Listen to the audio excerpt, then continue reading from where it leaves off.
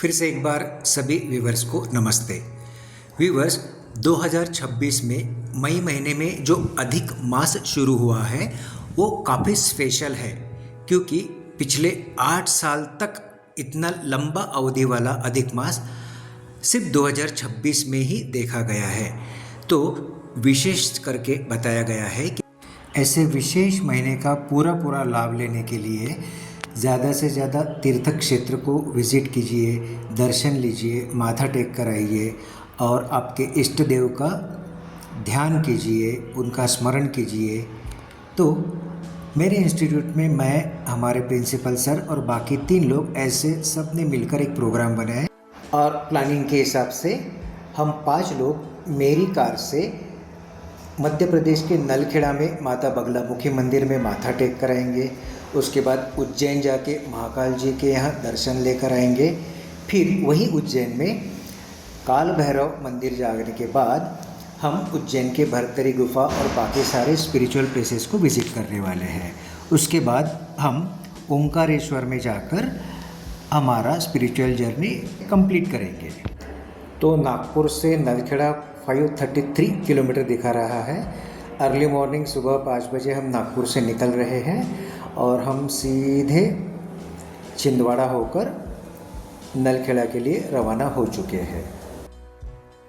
हर 2 घंटे के बाद हमने गाड़ी को थोड़ा रेस्ट दिया, फिर हमने भी कुछ नाश्ता वगैरह किया।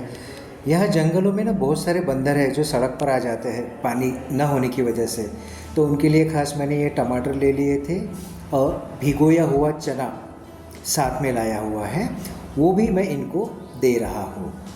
जब भी मैं कोई लॉन्ग ड्राइव जाता हूँ ना, बाइक से हो या फिर कार से, तो अपने साथ इतनी सारी चीज़ें तो रखता ही हूँ, क्योंकि कड़ी धूप में जंगल में भी फल नहीं होते हैं खाने के लिए, पानी भी नहीं होता है और ये बेचारे बेजुबान जानवर उम्मीद लगा के बैठते हैं कि कोई आने जाने वाला कुछ खिला दे या पिला दे। इसलिए मैंने ये आदत ही बना दी है। अगर आप भी कभी समर सीज़न में कड़ी धूप में कहीं घूमने जाते हैं तो अपने साथ ज़्यादा से ज़्यादा पानी, ताज़े रसीले टमाटर या फिर भिगोया हुआ चना या फिर ये सारी चीज़ें एक्स्ट्रा कैरी करते जाइए। जहाँ कहीं ये जानवर दिखे उनको खिला दीजिएगा। चलो, खाना तो देकर हो चुका है, अभी इनको पानी पिलाऊंगा। पानी पिलाते समय ये झपट्टा मार के बर्तन को गिरा देते हैं, तो हो सके तो थोड़ा हेवी टाइप बर्तन रहा तो ये उठाकर भाग भी नहीं जा पाएंगे। तो अभी मैं पानी पिलाना शुरू कर रहा हूँ। आप में से कुछ व्यूवर्स सोच रहे होंगे कि इन्हें डर नहीं लग रहा है, इतने सारे बंदरों के पास जा रहे हैं। तो मैं आपको एक चीज़ बता दूँ, मैं स्पिरिचुअल प्रैक्टिशनर हूँ और जब भी किसी अनजाने जानवर के पास जाता हूँ ना, तो मेरे मन ही मन मैं ये रिसाइट करता हूँ कि मैं भी एक जीवात्मा हूँ, आप भी एक जीवात्मा हो। मैं आपको कुछ करने वाला नहीं हूँ, उल्टा आपको कुछ खिलाने पिलाने के लिए दे रहा हूँ, तो आप भी मुझे पर हमला ना करें और मैं जो दे रहा हूँ उसका स्वीकार करें। थोड़ा मजाक लगेगा आपको, लेकिन मैं ये मन ही मन में रिसाइट करते रहता हूँ और उसके बाद इनके पास जाता हूँ। तो शायद ये जो फ्रिक्वेंसीज़ है उनको अंडरस्टैंड होती है और इसकी वजह से वो मुझे झपट्टा नहीं मारते, अटैक नहीं करते हैं, शांति से मेरे साथ बैठ के खाना खा लेते हैं।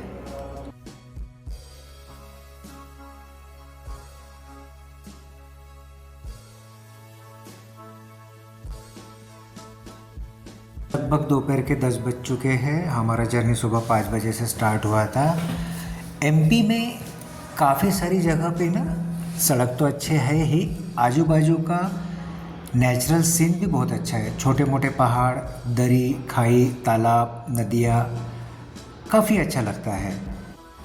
लगभग दोपहर के 12 बज रहे हैं और नज़दीक में ही नलखेड़ा दिखाई दे रहा है। तो हम नलखेड़ा में आए, हमारा कॉस्ट्यूम प्रॉपरली येलो कलर का कर लिया है और अब हम माता बगलामुखी मंदिर में दर्शन ले रहे हैं। अच्छे से दर्शन हो चुके हैं। इसके बाद हमारा नेक्स्ट डेस्टिनेशन है उज्जैन। उज्जैन यहाँ से लगभग 110 किलोमीटर के अंदर ही पड़ता है। तो हम उज्जैन में एक होम स्टे में ऑलरेडी बुकिंग कर चुके हैं और वहाँ से हम महाकाल जी के दर्शन करेंगे। लगभग शाम के 9 बज रहे हैं, तो हम होम स्टे जाकर आराम करेंगे और दूसरे दिन श्री काल भैरव मंदिर, भृतहरि गुफा, वहाँ की गौशाला, उसके बाद 2 से 3 और भी स्पिरिचुअल प्लेसेस हैं जहाँ पे हम विज़िट करेंगे। इन सब में मेरा जो फेवरेट और मैं जिसकी राह देख रहा हूँ वो है सांदीपनी ऋषि जी का आश्रम, जहाँ श्री कृष्ण और सुदामा इन्होंने शिक्षण लिया था उनके विद्यार्थी अवस्था में। तो सांदीपनी ऋषि जी के आश्रम में सच में बहुत अच्छा फील आता है, स्पिरिचुअल लगता है, एकदम से मन शांत रहता है। यहाँ पर ना बहुत सारी विधियाँ लिखी है, जिसमें से मैं जहाँ रेजोनेट किया उसमें था व्याकरण, संगीत, व्यायाम, धातुशास्त्र और इनके जैसे और लगभग टोटल 16 अलग अलग सब्जेक्ट्स थे, जिनमें से मैंने अभी जो सब्जेक्ट बताए जिनसे मैं बहुत ज़्यादा ही रेजोनेट होता हूँ। तो ये सब्जेक्ट मुझे वहाँ दिखे तो मुझे भी बहुत अच्छा लगा। कुछ समय बाद मेरे मोबाइल में प्रॉब्लम हो गया, इसलिए बाकी का जो रिकॉर्डिंग है ना मैं कर नहीं पाया। तो मेरे ऑफिस कलीग्स जिनके पास छोटे मोटे वीडियो थे और मेरे एक यूट्यूब का शॉर्ट्स हमने अपलोड किया था, वो गौ सेवा और गौ सेवकों से रिलेटेड है भृतहरि आश्रम में, उसके वीडियो हमने डायरेक्टली यूट्यूब से लेकर डाले हुए हैं। नमस्ते। 2026 का जो ये अधिक मास है ना, 8 साल के बाद ऐसा अधिक मास आया है। जैसा भी हो गौ सेवा में योगदान दीजिए। कितने साल से आप? मेरे को तीसरा सिंगत हो जाएगा। न्याय सेवा करती हूँ। शिक्षक हो? हेलो, यामिनी के साथ फोटो लो। ठीक है, आपकी है? गुड। आप खेलने जाते हो? स्कूल में जाते हो? ये आपकी दादी जी है? नानी जी। और यही नहीं, हर तरह के जंगली जानवर के साथ भी सौहार्दपूर्ण व्यवहार रखिए। इन्हें कुछ खिलाने पिलाने के लिए दीजिए।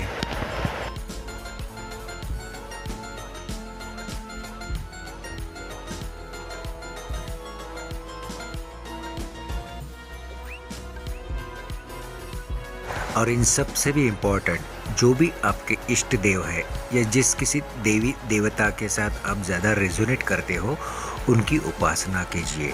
धन्यवाद। सबसे आखिरी में हमने श्री काल भैरव मंदिर में दर्शन लिए, जहाँ लगभग 4 घंटे लगते हैं। ओंकारेश्वर हमें सुबह पहुँचना है, तो हम लगभग सुबह जल्दी 4 बजे रेडी हो चुके थे और गाड़ी में बैठकर हमारा जर्नी भी हमने स्टार्ट कर दिया। सुबह 9 साढ़े 9 बजे हमें ओंकारेश्वर आने तक समय लगने वाला है।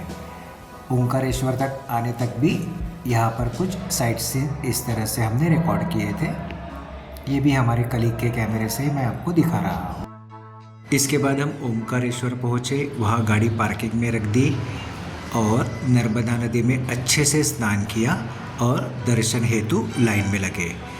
ओंकारेश्वर का जो ज्योतिर्लिंग है वहाँ बहुत ज़्यादा भीड़ थी, अधिक मास की वजह से शायद हो सकती है। हमें खुद को ही मंदिर के गर्भगृह में जाकर दर्शन लेने में लगभग 4 घंटे लग गए।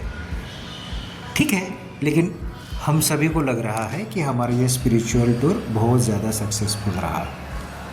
इसके बाद हम बाहर आकर थोड़ा फ्रेश हो गए हैं और खांडवा जिले से लेके तो अमरावती के सीमाडोह यानी धारनी, इस ज़िले तक हमने हमारा जर्नी स्टार्ट रखा। मध्य प्रदेश के खांडवा ज़िले से लेकर महाराष्ट्र के सीमाडोह यानी अमरावती ज़िले तक अगर आपको आना है तो आपको रास्ते में बहुत अच्छा जंगल लगता है। काफ़ी सारे बार बहुत ज़्यादा अच्छी घाट आती है। ड्राइविंग का प्लेजर अगर आपको लेना है तो ये रास्ता बहुत ही अच्छा है और रिस्क भी बिल्कुल नहीं है। अगर कोई नया ड्राइवर है जिसको घाट से गाड़ी काफ़ी देर तक चलानी है, 4-5 घंटे के लिए, तो धारनी से लेके ओंकारेश्वर तक का रास्ता जंगल के रास्ते से ज़रूर ट्राई कीजिएगा। हमारे साथ में जितने भी ऑफिस कलीग्स थे वो सारे इस रास्ते में बहुत अच्छे से एंजॉय कर रहे थे। अब यहाँ से अब आगे अंधेरा हो गया था, इसलिए हमने शूटिंग लेना बंद कर दिया और सिर्फ ड्राइविंग पे ही मैंने कंसंट्रेट किया। हम परतवाड़ा के पंजाबराव ढाबा, ये सबसे ज़्यादा फेमस ढाबा है, वहाँ पर रुककर लंच लेने वाले हैं। लगभग रात को 9:30 बजे तक हम पंजाबराव ढाबा पहुँच जाएंगे। उसके बाद वहाँ पर खाना खा के हमारा फिर से 200 किलोमीटर आगे जर्नी चालू रहेगा नागपुर तक। नागपुर, अब ये वीडियो मैं बना रहा हूँ इसलिए मुझे पता है कि नागपुर हम पहुँचे थे रात को 2 बजे। तो इस तरह से अधिक मास में 2026 का जो अधिक मास है, इसका सबसे ज़्यादा लाभ उठाने के लिए हमने स्पिरिचुअल प्लेसेस को विज़िट किया, माथा टेका, गौ सेवा में हमारा योगदान दिया, गौ सेवकों को भी थोड़ा बहुत दान पुण्य किया और सभी सृष्टि के जानवर जितने भी हैं उनके साथ और व्यक्तियों के साथ सौहार्दपूर्ण व्यवहार रखने की संकल्प लिया है। तो इस तरह से हमारा ये 2026 का अधिक मास का स्पिरिचुअल टूर कंप्लीट हुआ। अभी तक वीडियो में बने रहने के लिए बहुत बहुत धन्यवाद। फिर कभी अगले वीडियो में मिलेंगे। Bye bye.